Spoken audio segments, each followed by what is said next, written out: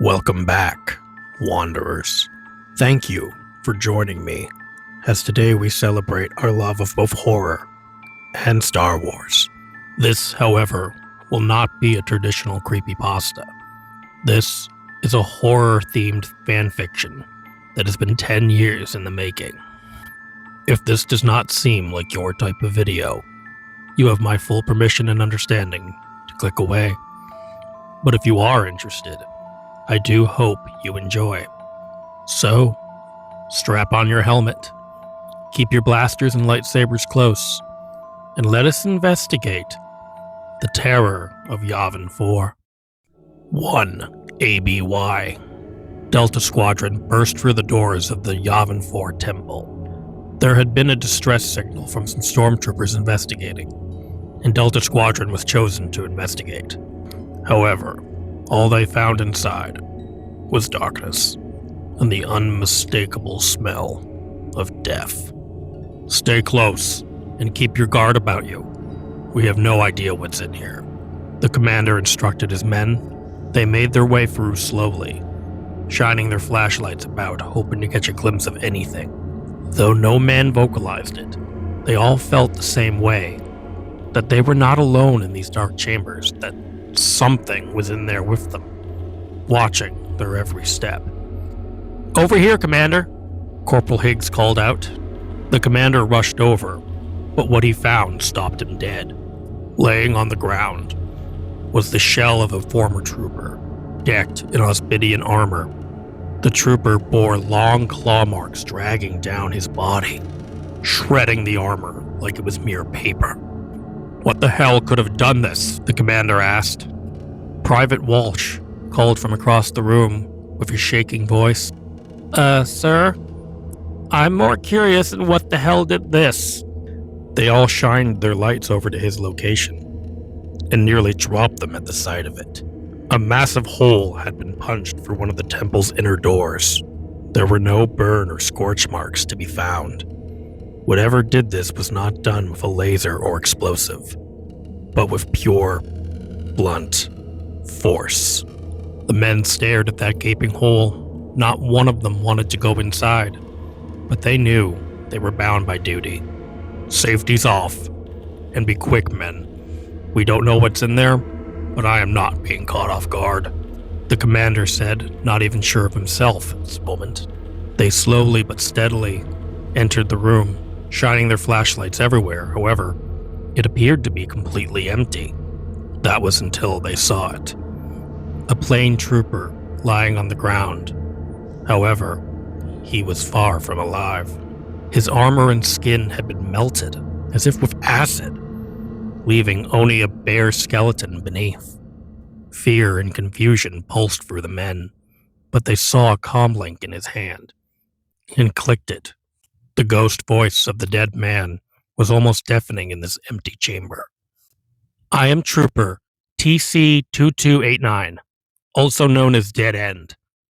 Quite fitting now. If you're hearing this, then you are the rescue party. I'm sure that you have witnessed the scene and have many questions.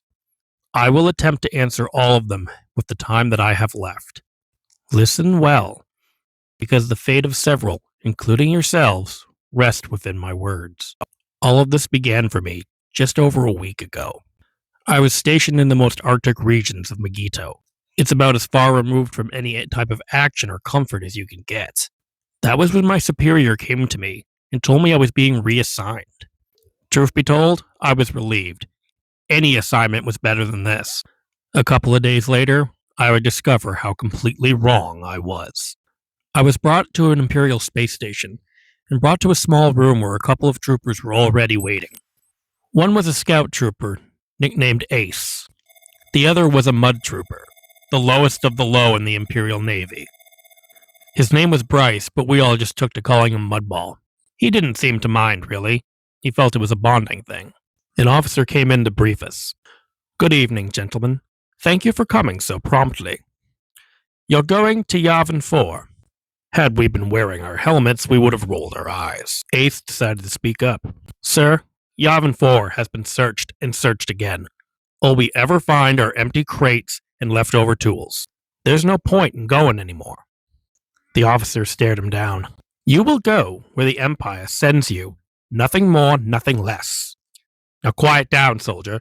We have important information to go through, and he was interrupted by the opening of a door, and all of our jaws dropped. Inside stepped a Death Trooper, some of the most elite units in the entire Imperial Navy, only sent out with the most important dignitaries imaginable. What the hell was one doing on a mere scouting mission? Captain Trask, reporting for duty, sir. At ease, soldier. We were just beginning. As I said, you're going to Yavin 4, but not for a scouting mission. You're going on a rescue mission. 2 days ago, we received a distress signal from a regiment there. Have a listen, if you will. Command! Command, can you hear us? We need backup, and we need it now! This is Captain Bravo! We need assistance now! Oh God! No! No! They're everywhere! Everywhere! The broadcast ended abruptly, and we were left stunned. We are trained for bravery and composure in even the most stressful situations. What the hell had scared the men like this? As you can hear, this is no mere mission. Your prerogative is to go down there, find the men, and find out what attacked them.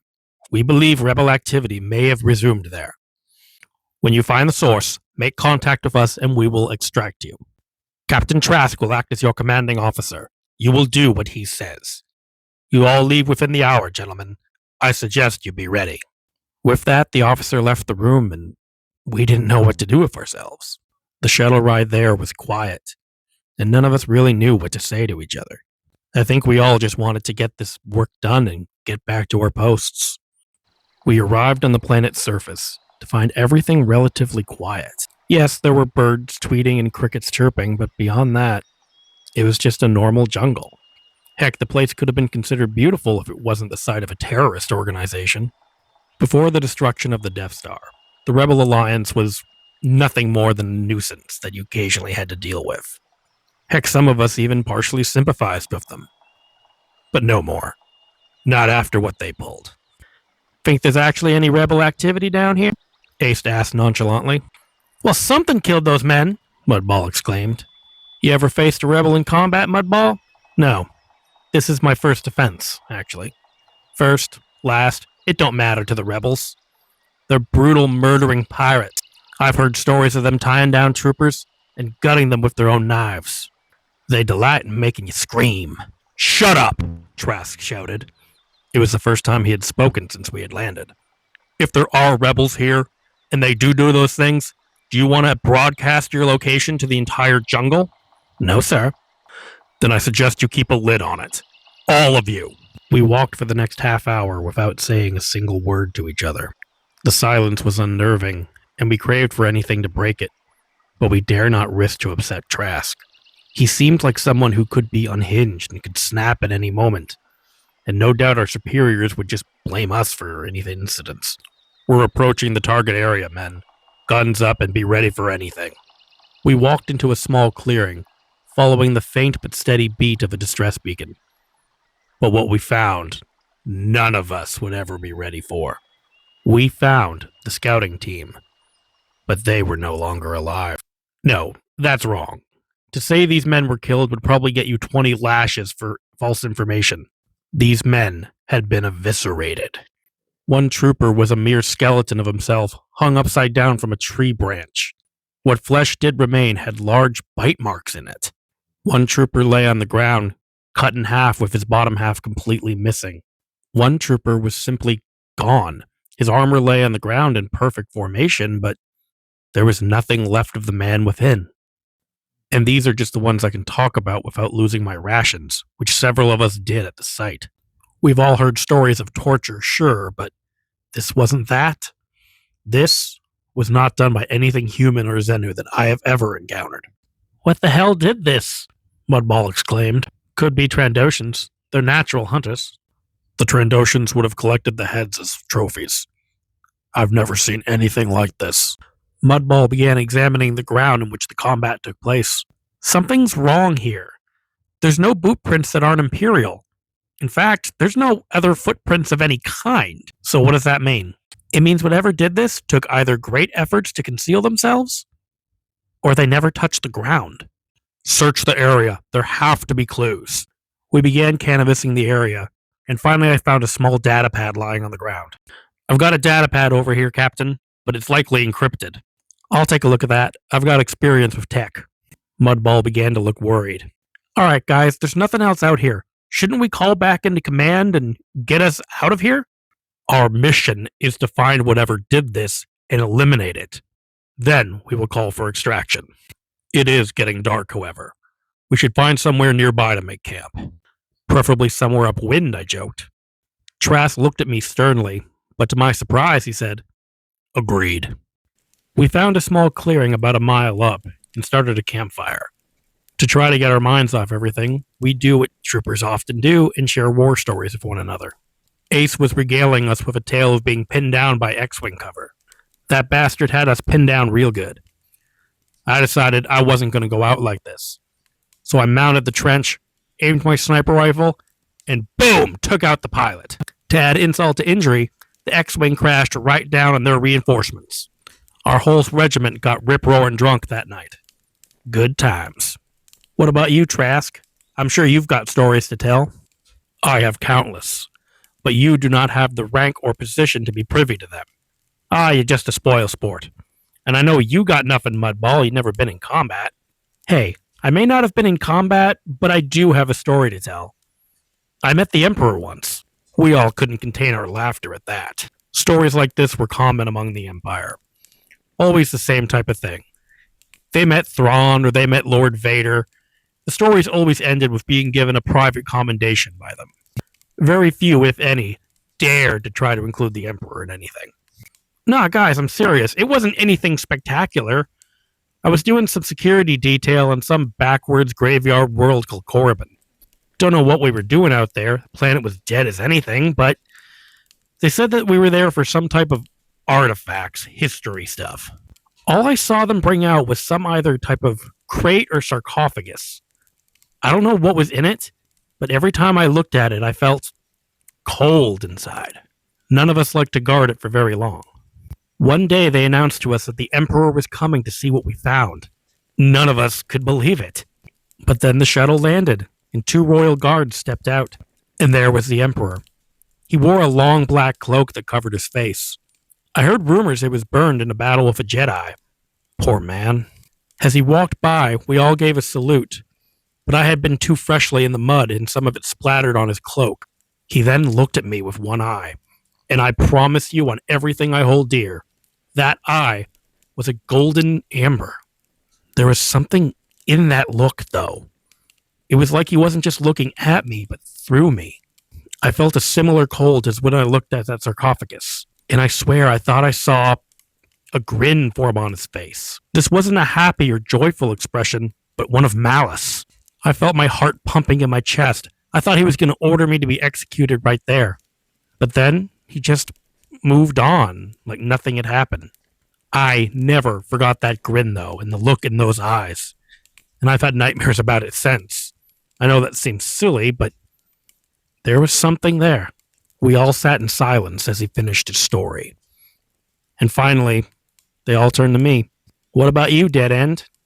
You seen anything cool? I thought to myself, my career had been mostly unextraordinary. But I did have one tale to tell, but I didn't know if I could really trust them with it.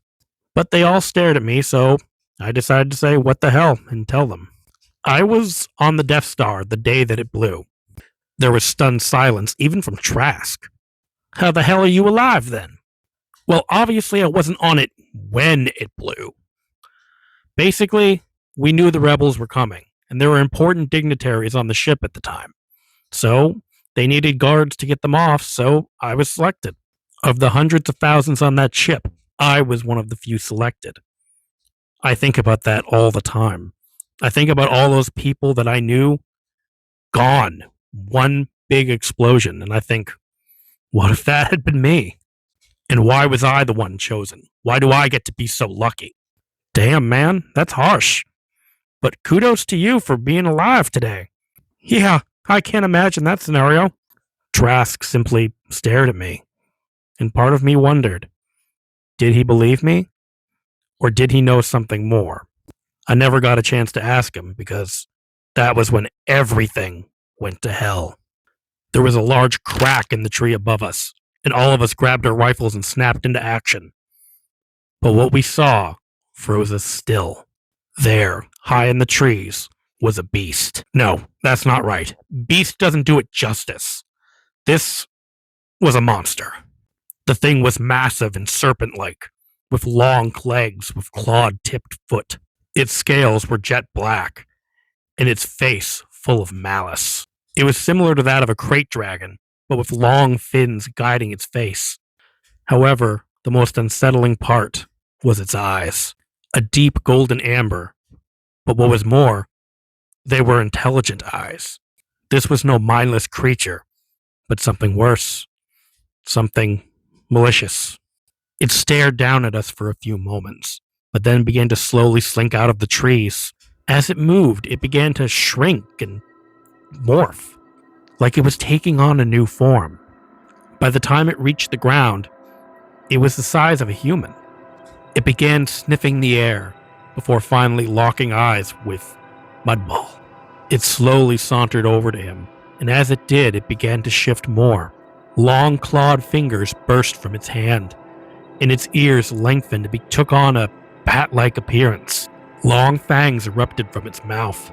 It sniffed around Mudball, and then let out a long gasp. It reared its head back, and I knew in an instant it was about to bite him. "Get down!" I shouted, and I tackled him to the ground. The creature missed by mere inches, but then it took a long swipe with its claws. It gashed the front of Mudball's pants, slicing right through the armor. He let out a deafening scream, but this seemed to wake us all up. Trask and Ace opened fire on the creature, nailing it with multiple shots. The creature just stood there and took them as if they were nothing but practice pellets. Trask grabbed a grenade and threw it right at the beast. This time it seemed to affect him, but we knew it wouldn't last. Wasting no time, Trask picked up Mudball and began carrying him on his back. We all ran for the woods. The creature was on our tail almost immediately, but it was no longer the fanged humanoid. What burst through the trees was a massive lupine wolf, and it was closing in fast. Somehow I knew it had to be the same creature. We all saw it change. But something was wrong. I watched it run, but it didn't leave any footprints. Nothing at all. I began to wonder if this was merely all an illusion, but the blood pouring from Mudball dispelled any of that. Mudball stared at the creature from Trask's back, and he began to weep. "The eyes! They have the same eyes!"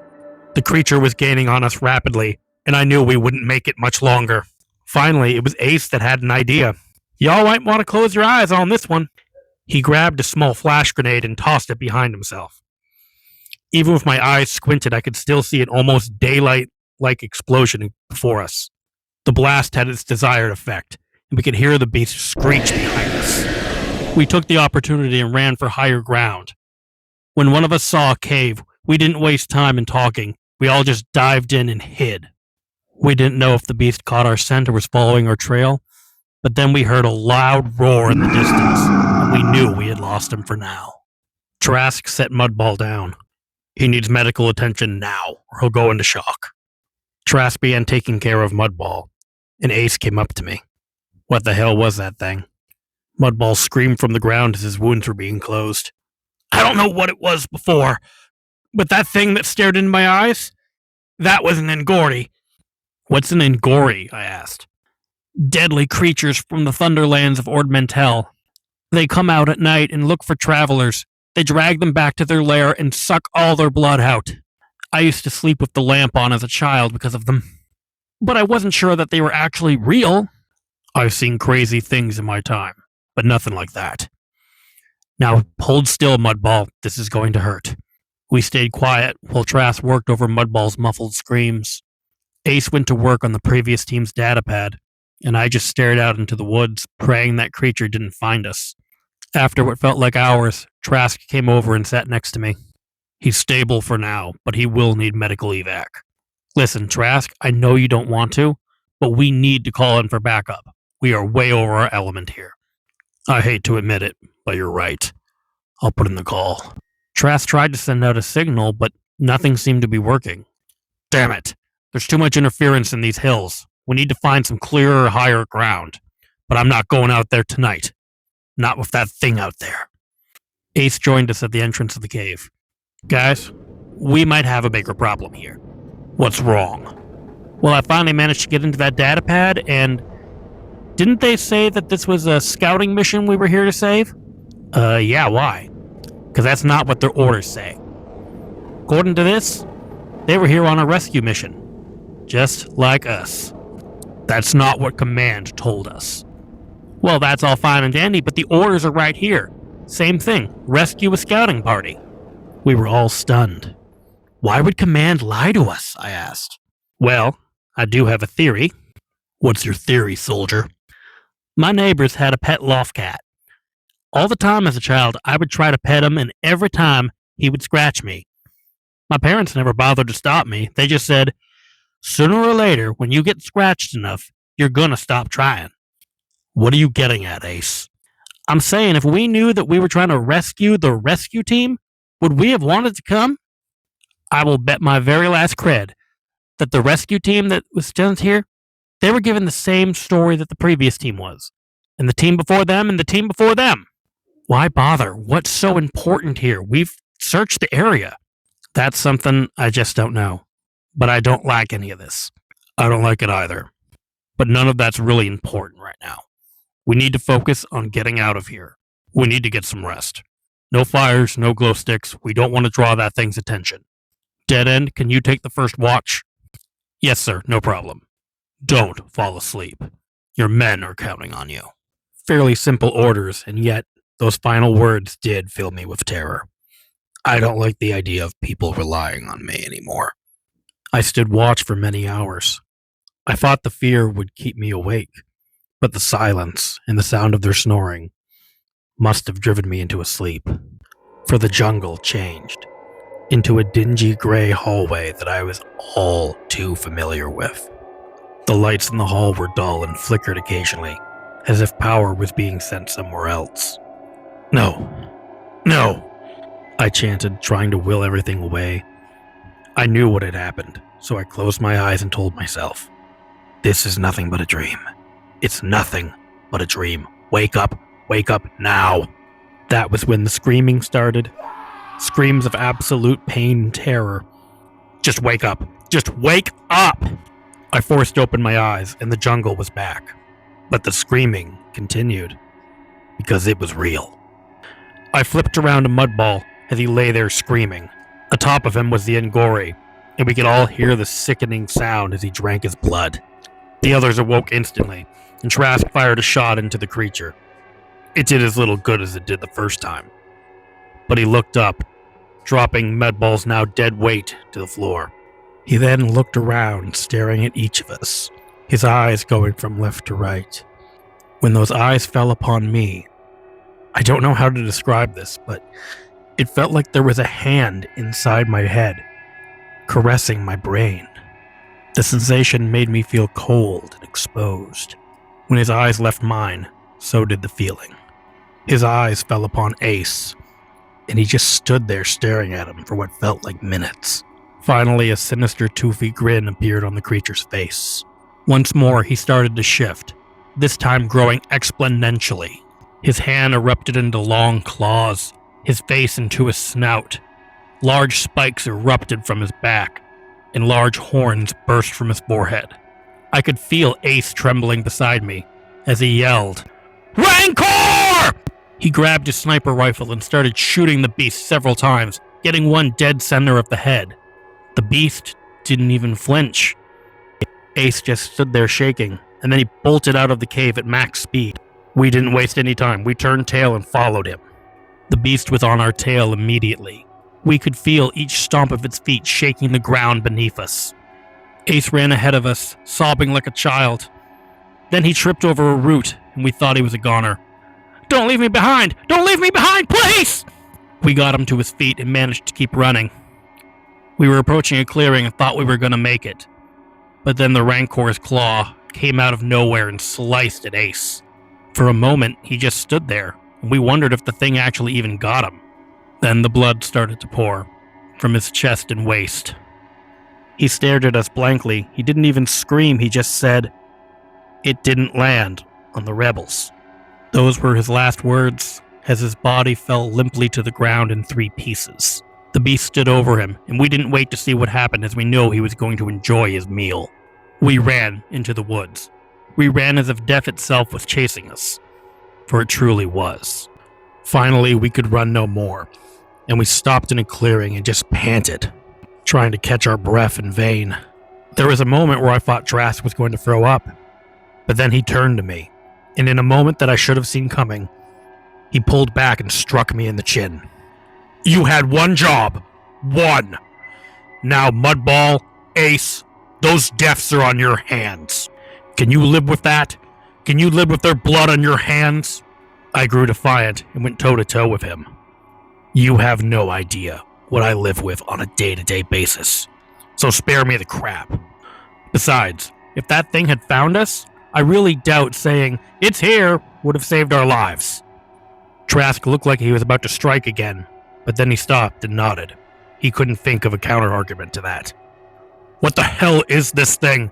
It took a damn sniper shot right to the skull, and it didn't even flinch. What is it?" "I have a theory, but I don't know if you'll believe it. After the things I've seen tonight, my mind is open. So tell me." Ace called that creature a rancor. Trask shook his head. "Rancors don't have horns, nor do they have spikes in their back. We know that, but I have a feeling Ace didn't." "What are you implying?" "When that thing looked at me, I felt its presence in my mind, and don't try to deny that you didn't as well. Mudball said the Ngori used to make him sleep with the light on, and Ace was clearly terrified of what he assumed was a rancor. I think that thing pulled the image out of Ace's head." "So you're saying that this thing takes the form of whatever we fear?" "I think it is fear. Fear incarnate. I think it feeds on it." "What makes you say that?" "We were all asleep. It could have slit our throats if it just wanted us dead. But no. It wanted us afraid. It went straight to the weakest one and fed upon him. This thing feeds on fear as well as flesh and blood." "Assuming I believe that, how does it help us?" "I don't know. I don't know how we stop this thing. I don't know why we're here. I don't know what Ace's last words meant." Trask froze for a moment. "I know what they meant.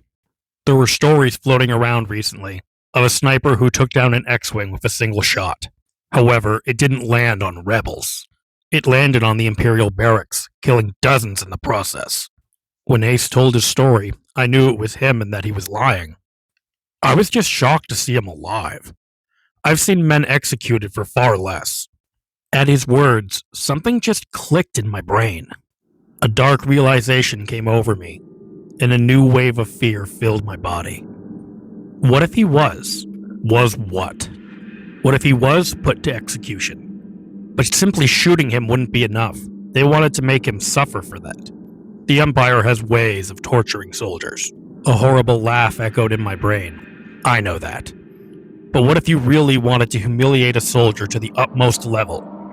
You put them in a situation in which they are utterly defenseless and terrified. Trask began to pale slightly. What if he was being punished by being sent here? What if we all were? What if we've all done something to upset the Empire? Enough to put us through the ultimate torture? That's why we were lied to. Trask looked in deep thought, but in the end shook his head. I'm willing to accept your theory about some sort of fear entity hunting us. But I'm sorry. I can't believe that the Empire that we have all devoted our lives to would do something like that. Besides, none of that matters right now. I don't care how we got here, I care how we get out of here. We need to send a signal, and I believe the top of that temple is the best place to do it. It's clear of the tree line and in a clearing. You realize that if my theory is correct, we're basically complaining to the hangman about our noose being too tight. Yeah, I accept that. But do you have a better idea right now? I simply shook my head, because I didn't. Good. Now move fast and silently. We don't want to draw attention to ourselves. We strode through the jungle as quickly as we dared. Every sound that echoed through the woods, every bird chirp, every twig snapping, had us on edge and going to our useless blasters. All the while, I knew we were being followed, but I couldn't think about that right now. Finally, we made it to the temple and began our ascent. It felt wrong to climb, like we were completely exposed, and I found my head on a swivel the entire time. Stay focused on the task. One foot in front of the other. We can do this. Finally, we made it to the top, and Trask pulled out the communicator. This is Captain Trask on Yavin 4. We need immediate reinforcements and evac. You need as much firepower as you can muster. Please, 2 men are dead and we will be soon. He sent the message, and we waited with bated breath as the light turned from yellow to green. It's been received. They've heard our call. I almost wept at the news. We were going to get out of here. There was a chance. We had a chance to live. Then Trask looked past me, and for the first time since we got here, he looked completely and truly afraid. All color drained from his face, almost taking on a glowing quality in his black armor. I turned around and followed his gaze, almost fainting at the sight. There, at the base of the temple, were dozens of people. However, that might be the wrong word. These were corpses standing on their 2 legs. Their skin was gray and rotting, eyes black as night. They all bored several blaster bolt fire holes, in various locations disfiguring them horribly. They turned their heads towards us, and all at once they said in unison, "Trask!" Trask began to shake in his armor. He turned to me and gave me a stern look. Go to the other side of the temple. Go inside and find somewhere to hide. Do not leave. Do not open your door for anyone, even if it's me. You understand? No matter what you hear, you stay put. I can't abandon you to that thing. That is an order. Perhaps my final one. Don't make it in vain. I considered arguing, but who was I to deny this man's request? So I simply nodded. The undead began crawling up the temple structure at an alarming pace. I wasted no time. I leapt over the side and began the slow descent down. I could hear Trask firing and screaming. We both knew it would do no good, but I think he needed one final stand. He was truly a man of honor. I went inside the temple to find it almost completely pitch black. The darkness made me feel exposed and uncomfortable, but I knew it beat the alternative. I made my way slowly through the dark caverns, not daring to turn on a flashlight. All the while, I could hear the echoes of Trask screaming from outside. I won't let your sacrifice be in vain, I whispered. And to my horror, something whispered back. No escape. It was here, in with me. I could hear footsteps that sounded like an insect scuttling, and then it changed to a strange slithering sound. It was as if this creature couldn't figure out what I was afraid of. Perhaps it didn't go into as far into my mind as I thought, and I thought perhaps I was given a small mercy. Then I turned a corner to find I was completely wrong.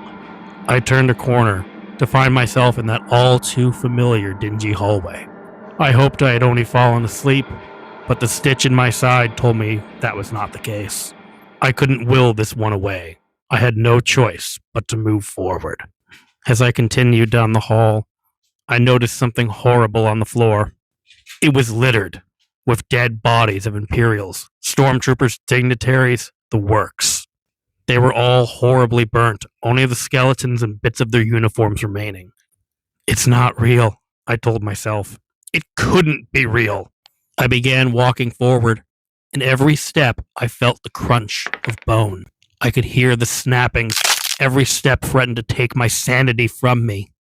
Suddenly I felt a skeletal hand grab my ankle. I looked down to see a trooper holding me tight. You did this to us. You could have stopped it all. This is all your fault. Then the skeletons all began to chant.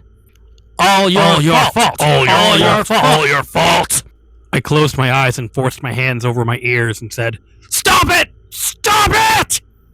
When I opened them again, the skeletons were all gone, but the familiar hallway remained. I took a breath and turned another corner, but what I found was far worse than the skeletons. I was in a laboratory. Tons of electrical and surgical equipment lined its walls. and in the middle of the room was a chair with straps on it. I began to hyperventilate. No, this is impossible. I turned around and tried to retrace my steps, only to find a brick wall in my way. Then a horrible voice sounded from behind me. Welcome home, 89. My blood froze at those sadistic tones. I have new tools and techniques to test out. Won't you help me with my research? No, I shouted. I jammed my eyes shut and kept saying to myself, this is a dream. Wake up! When I opened my eyes, he was standing right in front of me with a sadistic grin. Not this time, I'm afraid. He shoved me and I fell back into the chair with the restraints instantly locking. The doctor stood before me holding a hydro spanner.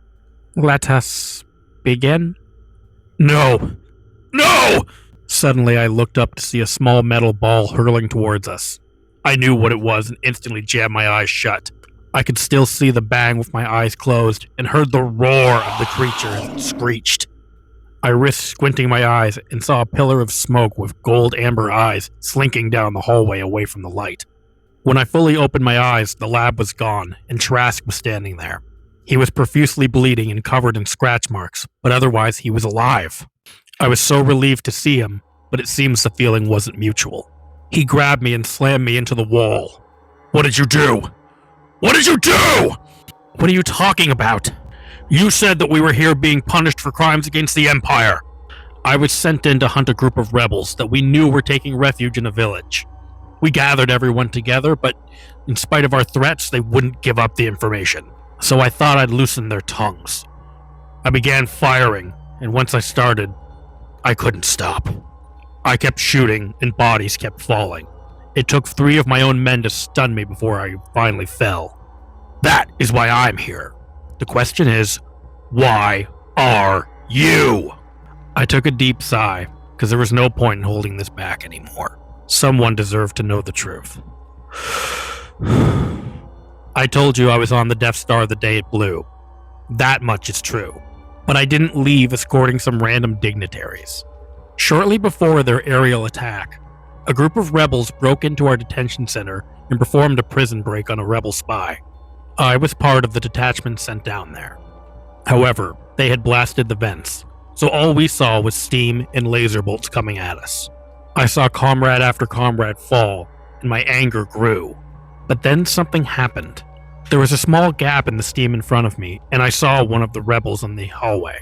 I pulled up my blaster and aimed, but what I saw stopped me. The person I saw wasn't some deranged pirate. He was a boy. He couldn't have been more than 20 years old. And to me, he didn't look like a murderer. He just looked scared. Something about that gave me pause. And before I could react, the steam resumed. I took a shot, but he had moved already. I missed my chance. I saw it, and so did one of my comrades, who told my superiors. They believed me to be a rebel spy and ordered me off station to a prison. They didn't want to risk another jailbreak. Later that night, they told me of the station's destruction, and I thought I had been spared by some miracle. But now, I wish I was there. Why would you want that? A couple of months later, intelligence came back to find that rebel I spared, he was the one who destroyed the Death Star. All that destruction, all those lives, I could have prevented it all with one pull of my trigger. But I didn't. Trask was silent for a moment. But then he asked, "How are you alive?" Oh, believe me, they thought of taking me out right then and there, but they deemed that was too good for me. So they handed me over to Dr. Watson instead. He's a sadistic man with one purpose in the Imperial military: to test and perfect torture methods. And I became his favorite little subject. For 6 months, I was his plaything. They performed every kind of torture on me: physical, psychological, downright spiritual in some cases. Sometimes they'd even let me escape to make me feel like I had a shred of hope. And then they'd just take me back, and it would resume.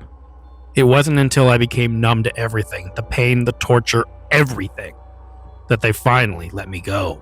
So they sent me to some backwards post at an Arctic base as a constant reminder that my career in the Imperial Navy was a dead end. Trask stood there for long moments. I didn't know if he was going to shoot me, punch me, or what, but he simply nodded. So that's why you're here. And that's what you're most afraid of. I nodded. And those corpses are your biggest fear. Even in the encroaching darkness, I could see Trask visibly pale and watched his lip quiver. I worked with him once. Only once. And that was enough. Enough for what? That was when we heard footsteps in the dark, and we were reminded that we were not alone. We stood there waiting, when suddenly a peculiar sound came off in the darkness.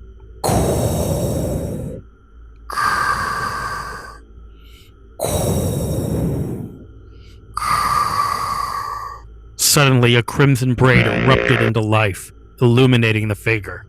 I had seen hollows of him before, but never in the flesh. But there he stood before us, the man himself, Darth Vader. I could hear Trask's armor rattling as he shook. Then he leapt towards us, blade swinging at Trask. I managed to tackle him to the ground just in time, the blade narrowly missing us. He did a downward slash and we rolled out of the way.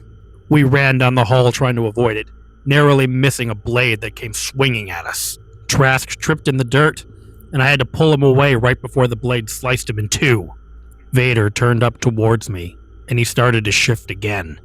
His body grew and elongated, hands turning into pincer claws, his cape turning into a mighty tail.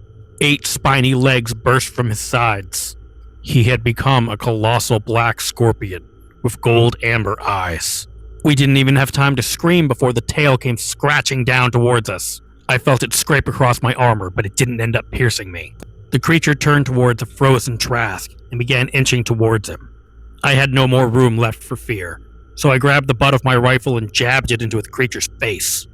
To my surprise, the creature was taken aback slightly, and for a second I thought I heard him.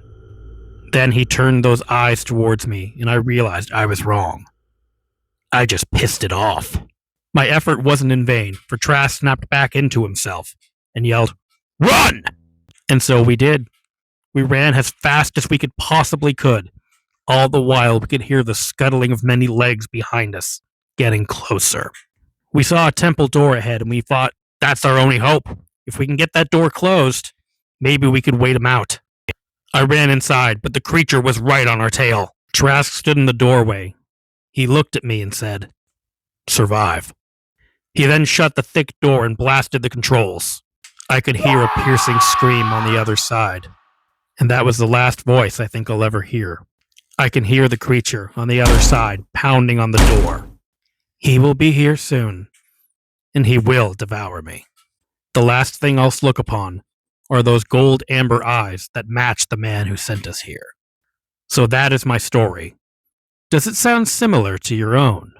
If you're listening to this, ask yourself, what have I done to upset the Empire? And beware, this creature can take on any form you can imagine.